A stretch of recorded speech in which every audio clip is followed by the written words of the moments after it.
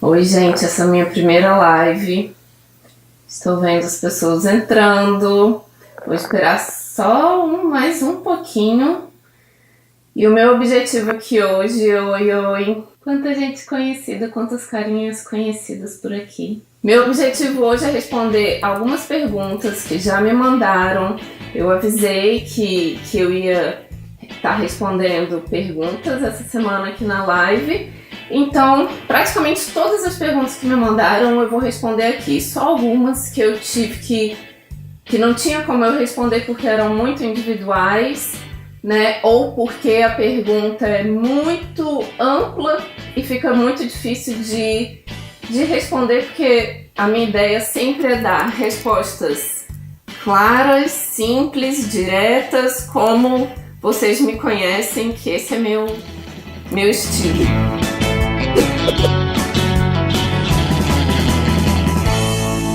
Então, gente, vamos lá para a primeira pergunta, que foi da Márcia. Os cálculos dos macros oferecidos na internet são confiáveis? Gente, tem muita calculadora online de macros, que normalmente elas só pedem seu peso, sua idade, se o seu objetivo é perder peso, se o seu objetivo é ganhar massa muscular. Às vezes perguntam seu nível de atividade física. Essas calculadoras, por que eu não confio nelas? Elas podem ser um start para você, mas elas não levam em consideração vários aspectos que eu acho mais importantes ainda e eu sempre considero na minha avaliação inicial, que são: quanto que você está comendo agora? Qual que é o seu consumo atual? O que adianta você fazer um cálculo numa calculadora online que, sei lá, vai que ela te manda consumir 1.500 calorias, sendo que hoje em dia você está consumindo 2.500 e você nem precisava fazer um déficit assim tão grande.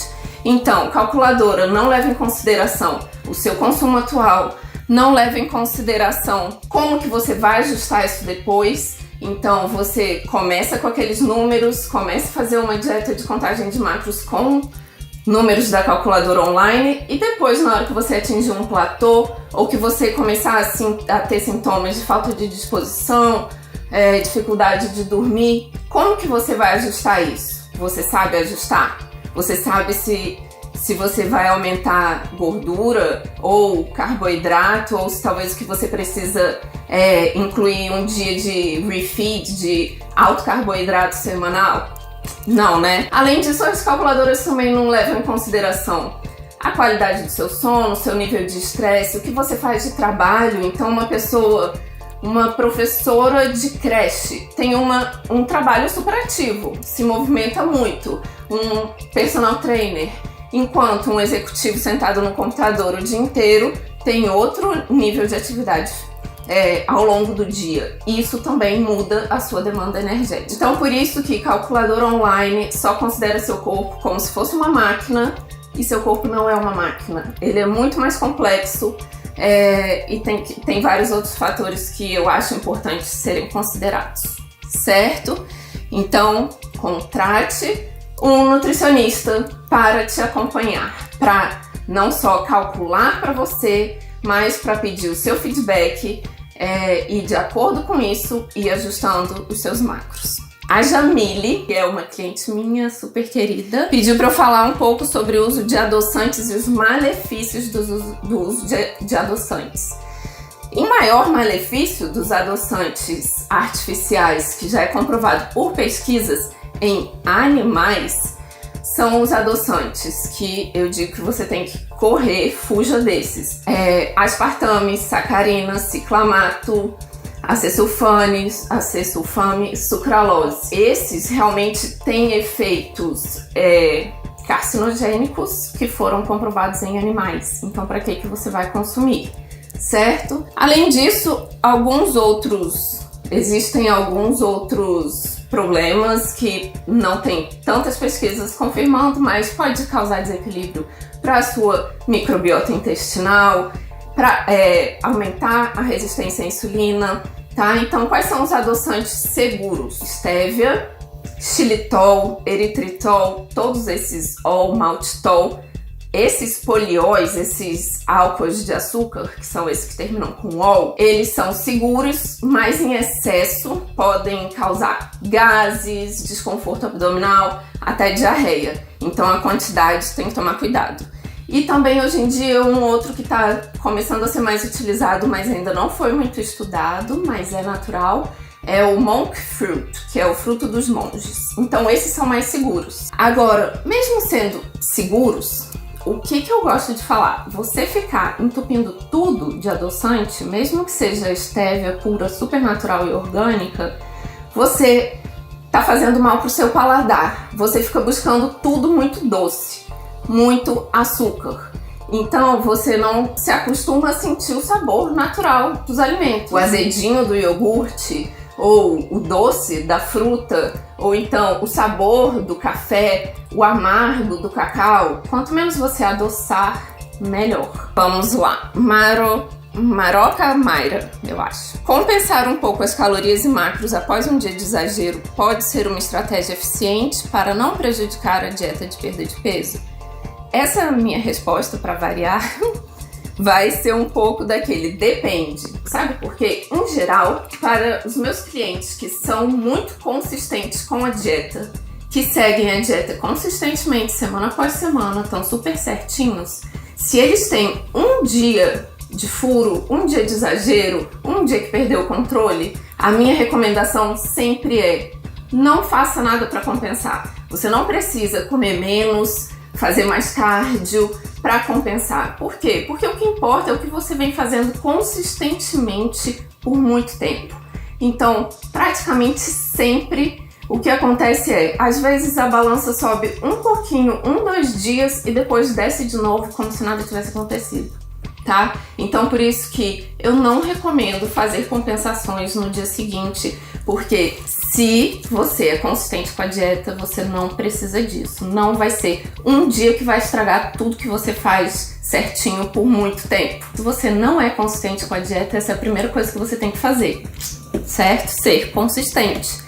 Próxima pergunta, Roberta. Você poderia falar sobre a relação entre perda de cabelo intensa e alimentação? Olha, em geral, o que eu posso dizer é, em geral pode ser uma dieta que tá faltando proteína, ou uma dieta que tá baixa em energia demais, falta de energia total, muito hipocalórica por muito tempo, ou pode ser deficiência de alguns nutrientes, deficiência de zinco, ferro, né, uma anemia, às vezes desequilíbrio da tireoide também pode ser. Então isso realmente tem que investigar. O que pode estar causando essa queda de cabelo intensa. Vamos lá. Mariane, tenho dúvidas sobre as proteínas vegetais. O corpo tende a absorver melhor esses nutrientes ou de origem animal é melhor? Ou depende de cada protocolo? Gente, proteína vegetal e proteína animal, qual é a maior diferença? A proteína animal ela tem um valor biológico mais alto, uma digestibilidade mais alta, ela é rica em todos os aminoácidos essenciais, ela fornece todos os aminoácidos essenciais, então é uma proteína completa. Só que se você tem uma alimentação vegana bem equilibrada, que tenha uma variedade correta de cereais, leguminosas, castanhas, sementes, você vai conseguir todos os aminoácidos essenciais também vindo de proteínas vegetais, tá? Porque às vezes o que falta de aminoácido no arroz, o feijão complementa, e aí você tem todos os aminoácidos de fontes vegetais, ok? Então, e proteínas, por exemplo, suplementos de proteínas vegetais são boas opções também, tá? Próxima pergunta, Misaele. Queria saber sobre a que ponto proteínas e gorduras interferem no índice glicêmico dos carboidratos. Então vamos lá, explicando aqui a pergunta.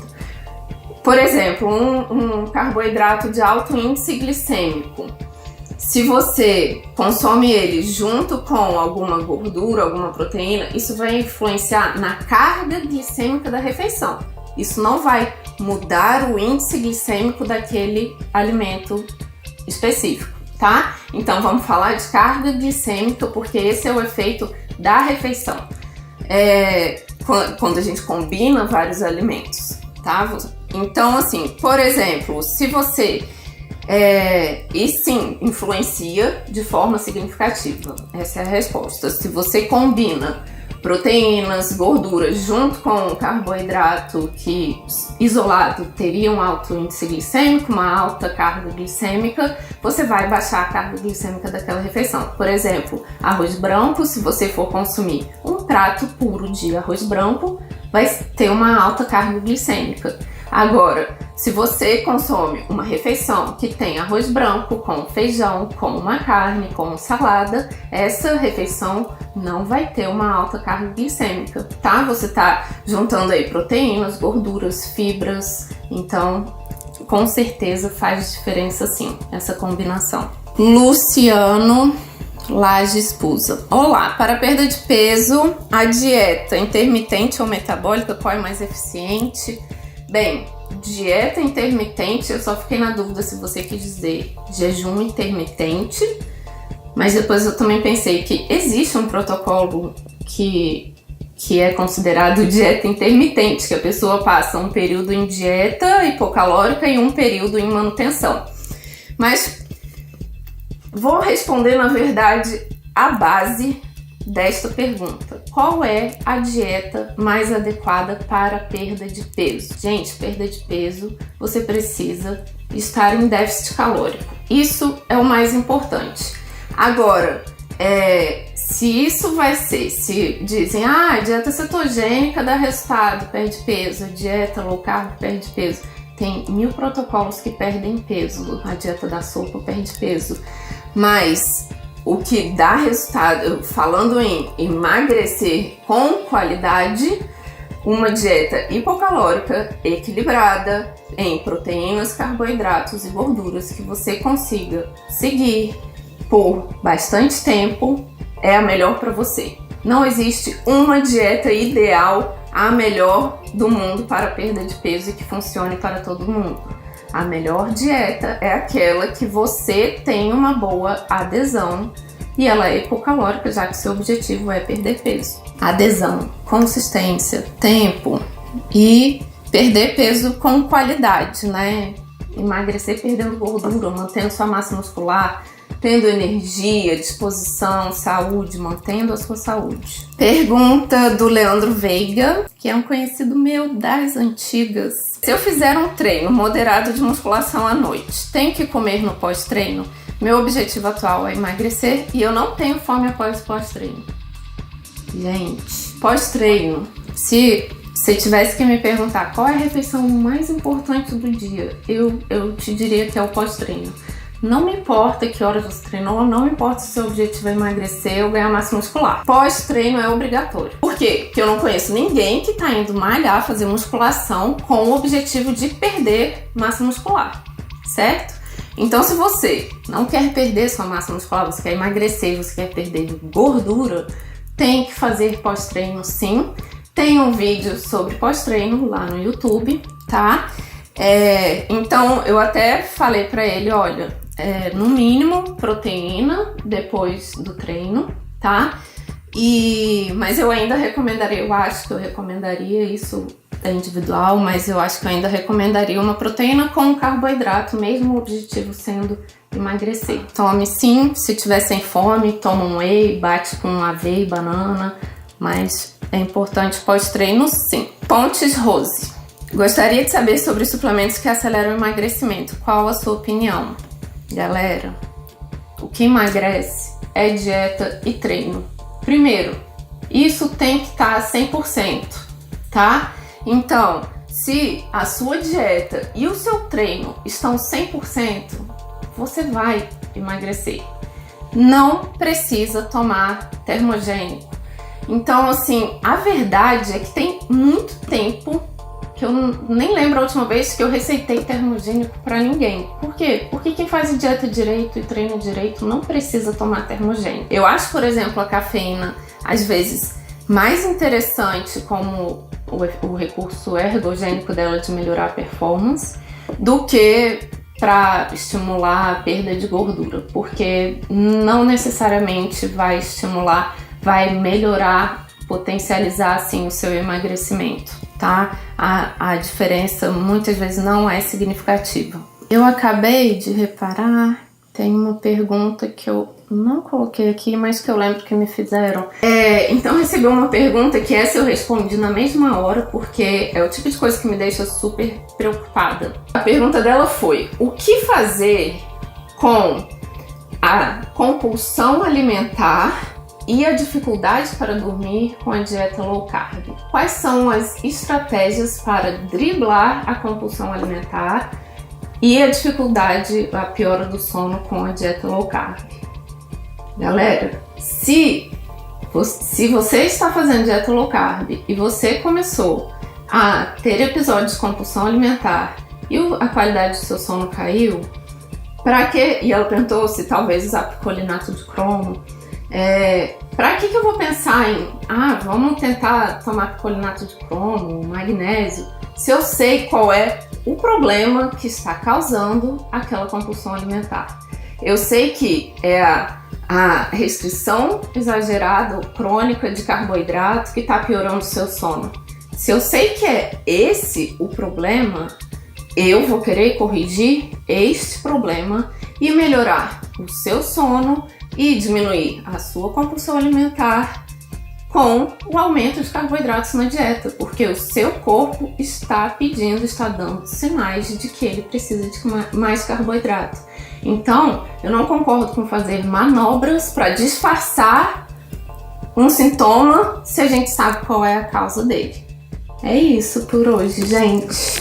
Vi várias pessoinhas conhecidas. Tem uma paciente minha ali feliz com carbs, porque a gente aumentou muitos carboidratos dela ao longo dos meses. Tem gente até lá da Nova Zelândia me assistindo lá.